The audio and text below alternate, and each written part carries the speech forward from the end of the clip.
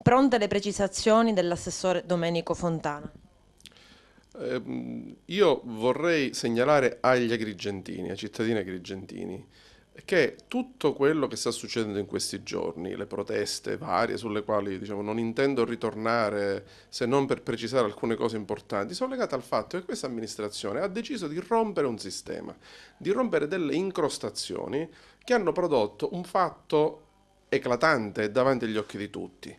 E cioè a dire che gli agrigentini, i cittadini di Agrigento, negli anni hanno pagato un prezzo per un servizio di pessima qualità insopportabile. Allora, quello che vuole fare oggi l'amministrazione Firetto è rompere questo sistema, rompere queste incrostazioni e fare sì che gli agrigentini possano avere un servizio di igiene urbana di buona qualità pagandolo il giusto.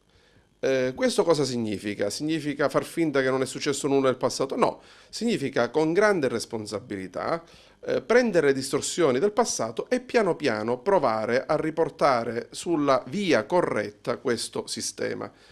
Ci sono alcuni problemi. Il primo è il più grande di tutti, non ad Agrigento, ma questo in tutta la Sicilia, è l'esubero evidente di personale che è legato a politiche clientelari che riguardano un passato che vorremmo, diciamo, non fare coincidere con il nostro presente. Noi intendiamo risolvere questo problema riducendo al massimo il disagio sociale, altri invece vorrebbero mantenere lo status quo sostenendo che dobbiamo lasciare le cose come stanno. Noi dobbiamo evitare che questo comune vada in dissesto. Oggi il nostro comune, per le inefficienze di tutti i suoi servizi al cittadino, rischia il dissesto finanziario, così come la stragrande maggioranza dei comuni del meridione d'Italia. Noi abbiamo già spiegato ai sindacati che non è più possibile continuare, diciamo, nello stesso modo. Dobbiamo restituire efficienza a tutti i servizi e siccome il servizio più caro e più inefficiente è quello dell'igiene urbana, dobbiamo partire dal servizio di igiene urbana.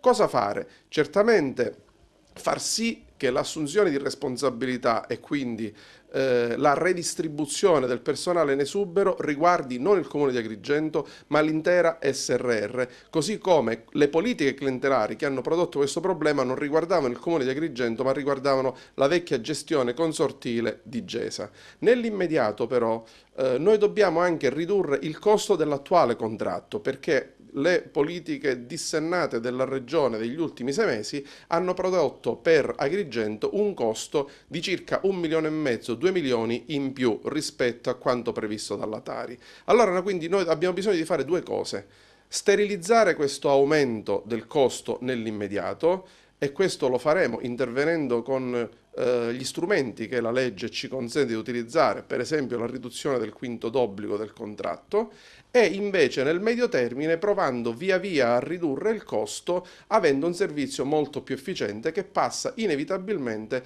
per una riduzione del personale utilizzato per i servizi di igiene urbana ad Agrigento. Ovviamente questo vuol dire che però si può trattare sul come ridurre il disagio sociale che i nostri obiettivi produrranno. A proposito del disastro realizzato dalla Regione in questi mesi con circa 26 ordinanze e 84 disposizioni, già solo il numero di questi atti fa capire come a Palermo la confusione regni sovrana. L'ultima puntata di questo disastro è rappresentato in modo abbastanza esplicito oggi dalla chiusura della discarica di Siculiana a seguito della scadenza dell'ultimo decreto che autorizzava per i nostri comuni l'utilizzo di quella discarica. Noi non vogliamo continuare ad essere le vittime sacrificali di questo scontro che vede da troppo tempo contrastare gli interessi della discarica di Siculiana con quelli generali che teoricamente dovrebbe rappresentare la regione. Vorremmo che questo governo cominciasse finalmente a governare un settore totalmente sgovernato negli ultimi 15 anni. Ovviamente speriamo che in giornata a Palermo si possa trovare una soluzione perché in questo momento gli autocompattatori dell'RT che gestisce il servizio ad Agrigento sono pieni e qualora non dovessero essere svuotati sostanzialmente domani non saremmo in grado di fare la raccolta ordinaria dei rifiuti.